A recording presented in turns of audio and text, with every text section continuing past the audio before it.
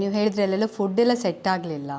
So ಅದೆಲ್ಲ ಯಾವ ಥರ ಮಿಸ್ ಮಾಡ್ಕೊಂಡ್ರಿ ನೀವು? ಮನೆ ಫುಡ್ಗೂ ಬಿಗ್ ಬಾಸ್ ಮನೆ ಫುಡ್ಗೂ ಏನು ವ್ಯತ್ಯಾಸ? ಮ್ಯಾಮ್ ನಾನು ಸುಮಾರು ವರ್ಷದಿಂದ ಡಯಟಲ್ಲಿದ್ದೆ and I was very particular about what I eat ಆಯಿತಾ. ಆ್ಯಂಡ್ ಅಲ್ಲಿ ಒಳಗಡೆ ಹೋದ್ಮೇಲೆ ನಮಗೇನು ತಿನ್ನೋಕ್ಕೆ ಸಿಗ್ತಾಯಿಲ್ಲ. ಅಂದರೆ ನಾವು ನಮಗೆ ಬೇಸಿಕ್ ಅಂದರೆ ಒಂದು ಅನ್ನ ದಾಲ್ ಸಿಗ್ತಾಯಿತ್ತು, ಅದನ್ನೇನೋ ಕಿಚಡಿ ಮಾಡೋರು. ಆ್ಯಂಡ್ ನಾನು ತುಂಬ ವರ್ಕೌಟ್ ಮಾಡ್ತೀನಿ and I am very active. ನನ್ನ ಮೆಟಬಾಲಿಸಮ್ ತುಂಬ ಹೈ ಇದೆ. ಸೊ ಅದು ಭಯಂಕರ ಕಷ್ಟ ಆಗೋದು. ನೀವು ಸ್ಟಾರ್ಟಿಂಗಲ್ಲಿ ಹೋಗಿದ್ದ ಸ್ನೇಹಿತಗೂ ಹೊರಗಡೆ ಬಂದಿದ್ದ ಸ್ನೇಹಿತಗೂ ತುಂಬ ಡಿಫ್ರೆನ್ಸ್ ಇತ್ತು. ಅಂದರೆ ನಾನು ಫುಲ್ ಸ್ವರ್ಗೋಗಿದ್ದೆ, ಕಣ್ಣೆಲ್ಲ ಒಳಗೋಗ್ಬಿಟ್ಟಿತ್ತು. ಸೊ ಅದು ತುಂಬ ಕಷ್ಟ ಆಯಿತು. ಬಟ್ ಒಂದ್ಸತಿ ನೀವು ಡಿಸೈಡ್ ಮಾಡಿದ್ಮೇಲೆ ನೀವೇನೋ ಮಾಡ್ತೀವಿ ಅಂತ ಮಾಡ್ಬೇಕು ಮ್ಯಾಮ್. ಹಾಗಾಗಿ ಮಾಡ್ತಾ ಇದ್ದೆ ಅಷ್ಟೇ. ಓ, ಅದಕ್ಕೋಸ್ಕರ ನೀವು ಅಲ್ಲಿರೋದನ್ನು ಅಡ್ಜಸ್ಟ್ ಮಾಡಿಕೊಂಡು ನೀವು ಮಾಡ್ಕೊಂಡು ಹೋಗ್ತಾಯಿದ್ರಿ. ಆ್ಯಂಡ್ ನೆಕ್ಸ್ಟ್ ಇವಾಗ ನಿಮ್ಮ ಕೆರಿಯರ್ಗೆ ಬಿಗ್ ಬಾಸ್ ಮನೆಯಲ್ಲಿ ನಿಮ್ಮನ್ನೆಲ್ಲ 2 ಮಂತ್ಸ್ ಇದ್ರಿ ನೀವು, ಅದು ನೆಕ್ಸ್ಟ್ ನಿಮ್ಮ ಕೆರಿಯರ್ಗೆ ಯೂಸ್ ಆಗುತ್ತಾ? 100% ಮ್ಯಾಮ್. ಕೆರಿಯರ್ಗೆ ಅಂತಲ್ಲ, ಲೈಫ್ಗೆ ಯೂಸ್ ಆಗುತ್ತೆ. ಬಿಕಾಸ್ ನಾನು ತೀರಾ ಒಂದು ಪ್ರೊಟೆಕ್ಟೆಡ್ ವಾತಾವರಣದಲ್ಲಿ ಬೆಳೆದವನು ನಾನು. ಅಂದರೆ ಏನು ಅಂದರೆ ಅಪ್ಪ ಅಮ್ಮ ತುಂಬ ಚೆನ್ನಾಗಿ ನೋಡ್ಕೊಂಡು ಬೆಳೆಸಿರೋ ಮಗ, ನಾನು ಒಬ್ಬನೇ ಮಗ ಆಯಿತಾ. ಆ್ಯಂಡ್ ಅಲ್ಲಿ ಹೋದಾಗ ಅದೆಲ್ಲ ಬಿಟ್ಟು ನಾವು ಒಂದಷ್ಟು ಜನ ಜೊತೆ ಹೊಂದಾಣಿಕೆ ಮಾಡ್ಕೊಂಡು ಹೋಗಬೇಕು, ಕಾಂಪ್ರಮೈಸ್ ಮಾಡ್ಕೊಂಡು ಹೋಗಬೇಕು. ಎಲ್ಲ ವಿಷಯದಲ್ಲೂ ನಾವು ಒಂದು 17 ಜನದ ಜೊತೆ ಹೇಗಿರೋದು ಅಂತ ಕಲಿಬೇಕು. ನಾನು ಹಾಸ್ಟೆಲಲ್ಲಿ ಇದ್ದವನಲ್ಲ.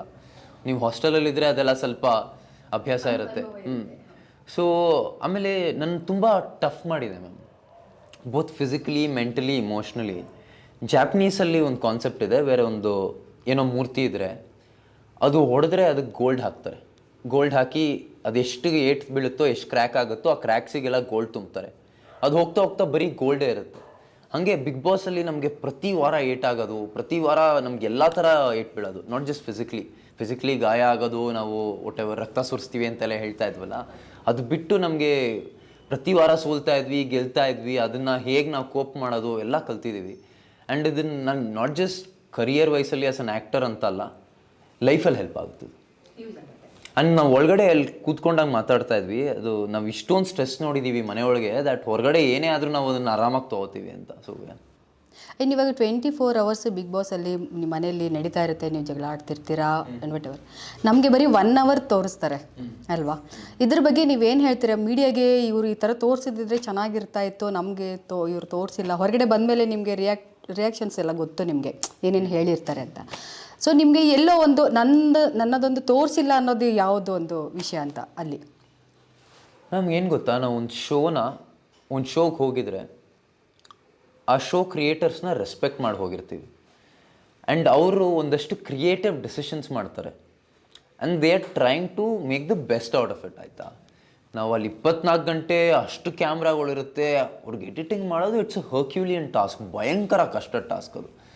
ಸೊ ಅವ್ರು ಏನೋ ಅವರ ಅಂದರೆ ಅವ್ರದ್ದೊಂದು ಇದಿರುತ್ತಲ್ಲ, ಚಾಯ್ಸಸ್ ಮಾಡಿರ್ತಾರೆ.